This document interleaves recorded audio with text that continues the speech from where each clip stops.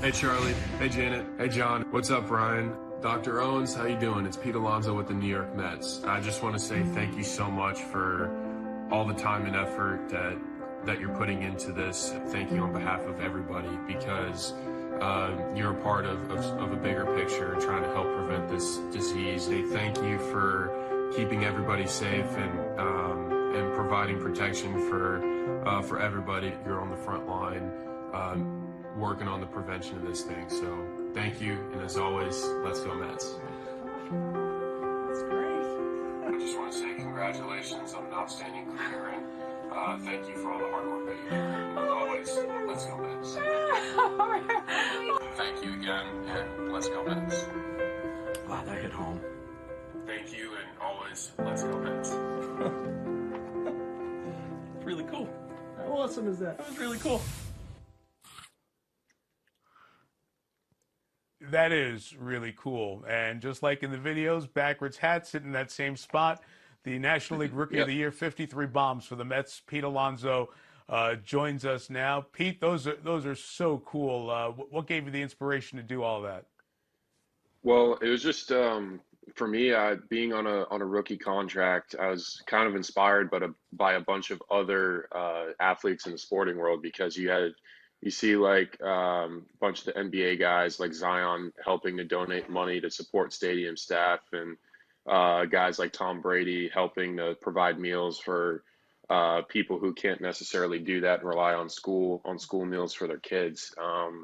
And for me, I don't have necessarily the financial means to just go out and do that because in baseball or rookie contracts are pretty different from everything else. So for me, I wanted to donate my time and talent to help impact other people in a positive way. And I'm just really happy I was able to bounce a couple ideas with my agent, and he's actually one of my agents. He's actually lives in like the New Jersey, New York area, and he's very familiar with the layout of how everything is. So he reached out to a couple of hospitals in the area, and he's just like, hey, who are some of the people that deserve to be recognized, and also as a token of gratitude for their hard work. So the hospitals reach back out and say, hey, we got some people that have been just working around the clock tirelessly trying to get things done in the best and most efficient way possible. And then the videos happen, and I'm just so glad that they could make an impact like that. Seeing those reactions are just, to me, priceless. We're going to have one of those heroes from a different hot spot in the country coming up after this segment, so I hope you all can stay tuned for that. Pete, what's your reaction when you see their reaction to your message? It's crazy because for me, I just think I'm a kid. I know I'm 25 and technically I'm a grown man, but for me, I'm just a little kid at heart who just loves to play ball. And I mean, I'm just Pete, and to see people in the professional medical field kind of just react like that, it's like it's crazy. It's kind of unthinkable still, but I'm just happy to. But for me, I recognize my platform. After the season I had, I was blessed with the opportunity to reach a ton of people, and I just want to affect people positively. At the end of the day, I just want to help and make a difference. And one more on how you're making a difference. You and your fiance Haley have started this nonprofit, this Homers for Heroes, that I imagine once we get back, hopefully get back to baseball, will be tied into home runs and wins for the Mets and your home runs with some sort of a donation.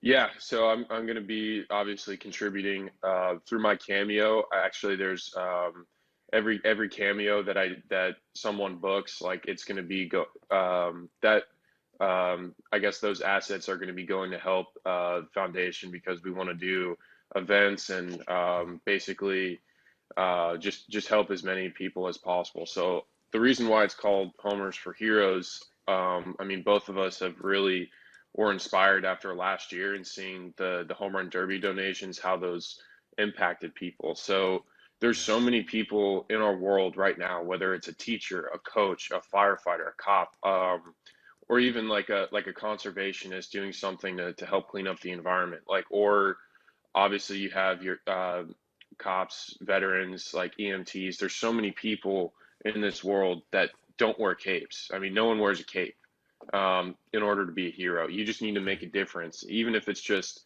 you change one person's life for the better. You are a hero.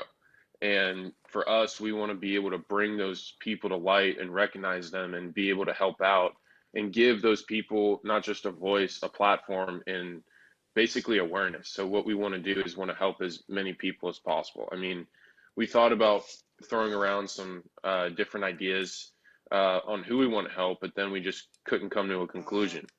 So we just wanted to help as many people as possible. So, and I feel like this foundation is me being on a New York team, we're going to be able to reach just a ton of people and help so many people and recognize people who deserve it.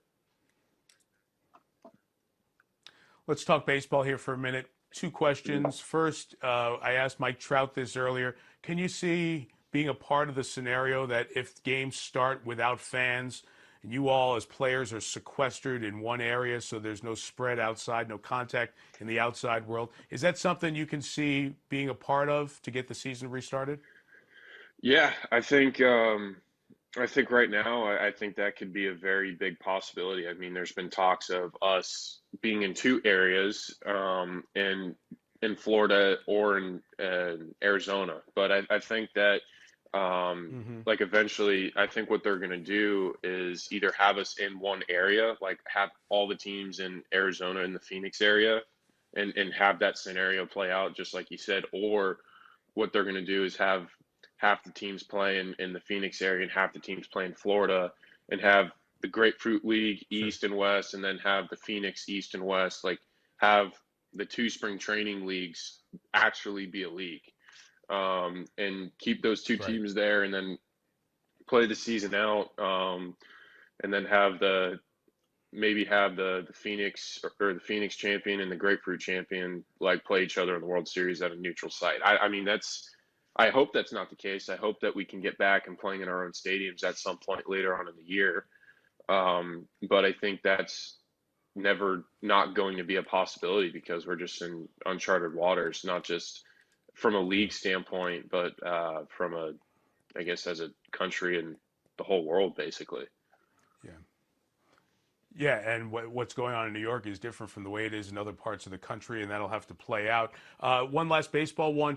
You know, you've only been there a year, but you feel like the leader. David Wright has even alluded to how this looks like a leadership. You're at the top of the leadership group of what seems to be a pretty tight-knit core on the Mets. Can you discuss what it is like to be a part of a group of young, talented players who seem to be rising up together here at the same time? Mike, I appreciate you saying that, and I appreciate David saying that. But for me, I don't think of myself as a leader, because for me, I think of myself as just someone who's being accountable and responsible.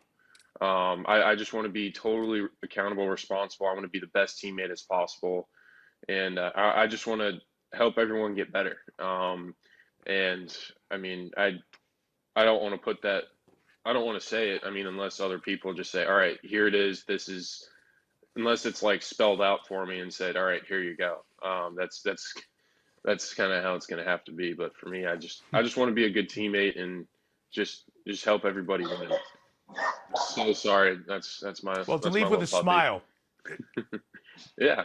That's all. What kind of dog you have? He's a little Frenchie. He's a little French bulldog. Okay, cool. Here, Hey, it's all about, everything's fair game. Yeah, sure, bring him in. Why not? Another guest on the show. Come here, Bugs. Let's build up his social media deal. Hey, come here. I love it. Come here. Hey, as you're getting the dog, what's the dog's name, by the way? His name is Brody. So before we had Brody. General Why? Manager, yeah. So my fiance is from Boston. He's okay.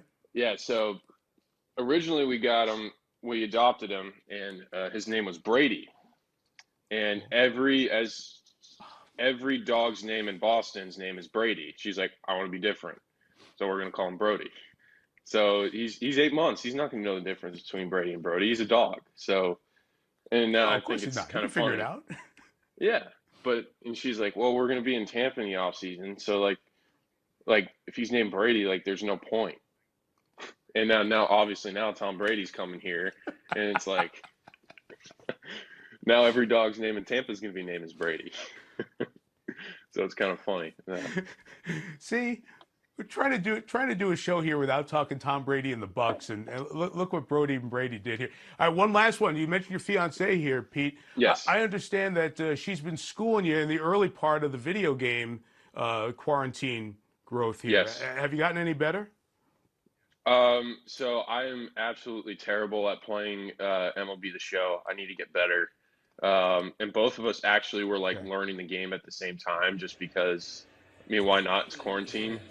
And yeah, she struck me out, and it was and then yeah, I got her back. Love it. I got her back. I was Pretty so sweet. happy because she was talking Well, mad junk after that. She's like, and that's and I struck out another time before she videoed it. She's like, you're really 0 for 2 with 2 strikeouts off of me. This is sad.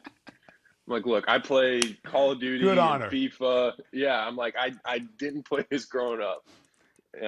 No, but she wouldn't let me hear the end of it.